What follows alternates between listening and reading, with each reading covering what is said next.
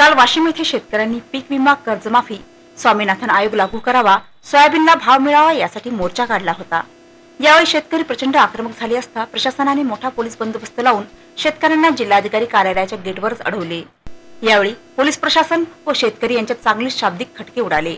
यावेळी संतप्त शेतकऱ्यांनी जिल्हाधिकारी कार्यालयाच्या गेटवरच सोयाबीन फेकले। जर 2 दिवसात पीक विमा जमा झाला नाही तर मुंबई येथील पीक विमा कार्यालयाचा ताबा शेतकरी घेतल्याशिवाय राहणार नाही असा इशारा शेतकरी विजय शेंडगे यांनी यावेळी दिला। संपूर्ण कर्जमाफी शेतकऱ्याला संपूर्ण कर्जमाफी शेतकरी एकजुटीचं शेतकरी एकजुटीचं पीक विमा कंपनीचं पीक विमा कंपनीचं। ठळक घडामोडींसाठी देशोन्नती न्यूज चॅनलला सबस्क्राइब करा आणि बेल आयकॉन प्रेस करा। मुंबई, पुणे, नागपूर, मराठवाडा असो का विदर्भ, राजकीय, सामाजिक, शैक्षणिक क्षेत्र असो का क्रीडा, सर्वच घडामोडीचे विश्लेषण पाहायला विसरू नका।